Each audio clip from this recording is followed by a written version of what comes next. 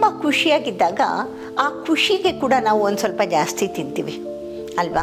ಹಾಗೆ ತುಂಬ ದುಃಖ ಇದ್ದಾಗ ಬಹಳ ಕಡಿಮೆನೂ ತಿಂತಾರೆ, ಅಥವಾ ದುಃಖ ಇದ್ದಾಗ ವಿಪರೀತವಾಗಿ ತಿಂತಾರೆ. ಇದು ನಿಮಗೆ ಆಶ್ಚರ್ಯ ಆಗಿರ್ಬೋದು. ನನ್ನ ಮನಸ್ಸಿಗೆ ಆಗಿರೋ ನೋವನ್ನು ನಾನು ತಿನ್ನೋದ್ರ ಮೂಲಕ ಸರಿ ಮಾಡ್ಕೊಳ್ತೀನಿ ಅಂತ ಅಂದಾಗ ಆ ತಿನ್ನೋದು ಯದ್ವಾ ತದ್ವಾ ಹೋಗಿ ಒಂದಷ್ಟು ಆರೋಗ್ಯ ಹೆಚ್ಚು ಕೆಡಿಸ್ಕೋತೀವಿ.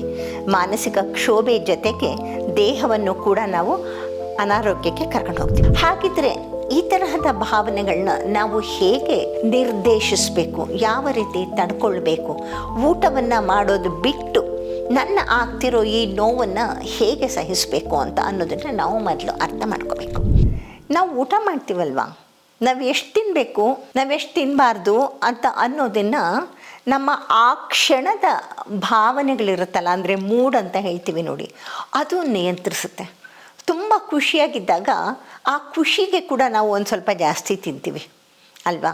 ಹಾಗೆ ತುಂಬ ದುಃಖ ಇದ್ದಾಗ ಬಹಳ ಕಡಿಮೆನೂ ತಿಂತಾರೆ, ಅಥವಾ ದುಃಖ ಇದ್ದಾಗ ವಿಪರೀತವಾಗಿ ತಿಂತಾರೆ. ಇದು ನಿಮಗೆ ಆಶ್ಚರ್ಯ ಆಗಿರ್ಬೋದು. ನಾನೊಂದು ಉದಾಹರಣೆಯನ್ನು ನಿಮಗೆ ಕೊಡ್ತೀನಿ. ನಾನೇ ಪ್ರತ್ಯಕ್ಷ ಕಂಡಿದ್ದು ಉದಾಹರಣೆ. ಒಬ್ಬರು ನನ್ನ ಪರಿಚಯದವರು, ಅವ್ರಿಗೆ ಆಕೆ ಚಿಕ್ಕವರಿದ್ದಾಗಲೇ ತನ್ನ ಪತಿಯನ್ನು ಕಳ್ಕೊಂಡಿದ್ದವರು. ನಂತರ ಹದಿಹರಿಯದ ಮಗನನ್ನು ಕಳ್ಕೊಂಡ ದಿವಸ ಅವರು ಎಷ್ಟು ತಿಂದಿದ್ರು ಅಂತ ಹೇಳಿದ್ರೆ, ತಿಂದ ಆದಮೇಲೆ ಬಾಳೆಹಣ್ಣು ಕೂಡ 3-4 ತಿಂದರು. ನನ್ನನ್ನು ಕೇಳಿ ಇಸ್ಕೊಂಡು ನನಗೆ ಕೊಡು ಅಂತ ಹೇಳಿ ತಿಂದರು. ಯಾಕೆ ಹೀಗೆ ತಿಂತಾರೆ ಗೊತ್ತಾ? ಇದಕ್ಕೆ ಕಾಂಪನ್ಸೇಟ್ರಿ ಮೆಕ್ಯಾನಿಸಮ್ ಅಂತ ನಾವು ಅದನ್ನು ನಮ್ಮ ಭಾಷೆಯಲ್ಲಿ ಕರಿತೀವಿ. ನಾನು ಇನ್ನು ಏನನ್ನೋ ಒಂದನ್ನು ಕಳ್ಕೊಂಡಿದ್ದೀನಿ, ಆ ಕಳ್ಕೊಂಡಿರೋದನ್ನು ಮತ್ತೆ ಪಡೆಯೋದಕ್ಕೆ ನನಗೆ ಸಾಧ್ಯನೇ ಇಲ್ಲ. ಆ ಏನನ್ನು ಕಳ್ಕೊಂಡಿದ್ದೀನಿ, ಆ ಶೂನ್ಯತೆ ಇದೆಯಲ್ವ, ಆ ಶೂನ್ಯತೆಯನ್ನು ಕೂಡ ನನಗೆ ಎದುರಿಸೋಕ್ಕೆ ಆಗ್ತಾ ಇಲ್ಲ. ಹಾಗಾಗಿ ನಾನು ಎದುರಿಸ್ಬೇಕಾದ್ರೆ ಏನು ಮಾಡಬೇಕು, ನಾನು ಏನನ್ನೋ ಕಳ್ಕೊಂಡಿದ್ದೀನಲ್ಲ ಅದನ್ನೇ ಹಿಂದೆ ಯಾವುದರಿಂದನೋ ತುಂಬಿಸಿಕೊಳ್ಳೋದಕ್ಕೆ ನೋಡ್ತೀನಿ. ಇನ್ನು ಯಾವುದನ್ನೋ ತುಂಬಿಸ್ಕೊಳ್ಳೋದು ಅಂತಂದಾಗ ತಕ್ಷಣ ಕಂಡು ಬರೋದು ಎದುರುಗಡೆ ಇರುವಂತಹ ಅನ್ನ ಸಾರುಗಳನ್ನೇ, ತಿಂಡಿಗಳನ್ನೇ. ಸೊ ಹೀಗೆ ಈ ಕಾಂಪನ್ಸೇಟ್ರಿ ಮೆಕ್ಯಾನಿಸಮ್ ಅಂತ ಹೇಳ್ತೀವಿ. ಇದಕ್ಕಾಗಿ ತಿನ್ನೋದು ಅತಿಯಾಗತ್ತೆ, ಅಥವಾ ತಿನ್ನದೇನೇ ಕೂಡ ಅಪೌಷ್ಟಿಕತೆಗೆ ಹೋಗ್ತೀವಿ, ತಿಂದು ಕೂಡ ಅಪೌಷ್ಟಿಕತೆಗೆ ಹೋಗ್ತೀವಿ. ನನ್ನ ಮನಸ್ಸಿಗೆ ಆಗಿರೋ ನೋವನ್ನು ನಾನು ತಿನ್ನೋದ್ರ ಮೂಲಕ ಸರಿ ಮಾಡ್ಕೊಳ್ತೀನಿ ಅಂತ ಅಂದಾಗ ಆ ತಿನ್ನೋದು ಯದ್ವಾ ತದ್ವಾ ಹೋಗಿ ಒಂದಷ್ಟು ಆರೋಗ್ಯ ಹೆಚ್ಚು ಕೆಡಿಸ್ಕೋತೀವಿ. ಮಾನಸಿಕ ಕ್ಷೋಭೆ ಜೊತೆಗೆ ದೇಹವನ್ನು ಕೂಡ ನಾವು ಅನಾರೋಗ್ಯಕ್ಕೆ ಕರ್ಕೊಂಡು ಹೋಗ್ತೀವಿ. ಹಾಗಿದ್ರೆ ಈ ತರಹದ ಭಾವನೆಗಳನ್ನ ನಾವು ಹೇಗೆ ನಿರ್ದೇಶಿಸಬೇಕು, ಯಾವ ರೀತಿ ತಡ್ಕೊಳ್ಬೇಕು, ಊಟವನ್ನು ಮಾಡೋದು ಬಿಟ್ಟು ನನ್ನ ಆಗ್ತಿರೋ ಈ ನೋವನ್ನು ಹೇಗೆ ಸಹಿಸಬೇಕು ಅಂತ ಅನ್ನೋದನ್ನು ನಾವು ಮೊದಲು ಅರ್ಥ ಮಾಡ್ಕೋಬೇಕು. ನಾನು ನಿಮಗೆ ಒಂದು ಉದಾಹರಣೆಯನ್ನು ಕೊಡ್ತೀನಿ. ನನ್ನನ್ನು ಒಮ್ಮೆ ಈ ಶಂಕರ ಹಾಸ್ಪಿಟಲ್ನಲ್ಲಿ ಉಪನ್ಯಾಸಕ್ಕೆ ಕರೆದಿದ್ರು. ಕ್ಯಾನ್ಸರ್ ರೋಗದ ಬಗ್ಗೆ, ಅದರ ಆಹಾರವನ್ನು ಯಾವ ಥರ ಸ್ವೀಕರಿಸಬೇಕು ಅನ್ನೋದ್ರ ಬಗ್ಗೆ ಒಂದು ಉಪನ್ಯಾಸ ಇತ್ತು. ಆ ಉಪನ್ಯಾಸವನ್ನು ಆಯೋಜಿಸಿದವರು ಯಾರು ಅಂತ ಹೇಳಿದ್ರೆ ಉಷಾ ನಾರಾಯಣ್ ಅನ್ನೋರಂತೆ.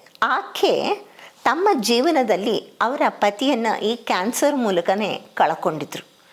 ಆ ನೋವನ್ನು ಅವರು ಸರಿ ಮಾಡ್ಕೊಳ್ಳೋಕ್ಕೋಸ್ಕರ ಇನ್ನೊಬ್ಬರ ಕಣ್ಣೀರನ್ನು ಒರೆಸುವಂತಹ ಈ ಒಂದು ಕಾರ್ಯಕ್ರಮವನ್ನು ಅವರು ಹಮ್ಮಿಕೊಳ್ತಾ ಇದ್ದಾರೆ, ನಿರಂತರವಾಗಿ ಮಾಡ್ತಾ ಇದ್ದಾರೆ. ಈ ತರಹ ಅನೇಕ ಜನಗಳನ್ನು ನಾವು ನೋಡ್ತೀವಿ ಅಲ್ವಾ?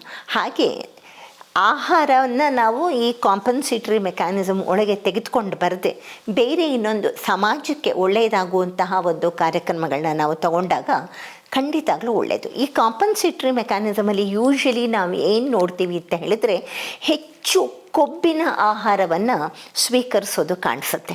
ಅಂದರೆ ಅತಿಯಾಗಿ ಸಿಹಿ ತಿನ್ನೋದು, ಅತಿಯಾಗಿ ಚಾಕ್ಲೇಟ್ಗಳನ್ನ ತಿನ್ನೋದು, ಅಥವಾ ಅತಿಯಾಗಿ ತುಪ್ಪವನ್ನು ಮೇಲೆ ಮೇಲೆ ಬಳಸ್ಕೊಳ್ಳೋದು, ತುಪ್ಪದಿಂದ ಮಾಡೋದನ್ನು ತಿಂತೀವಿ.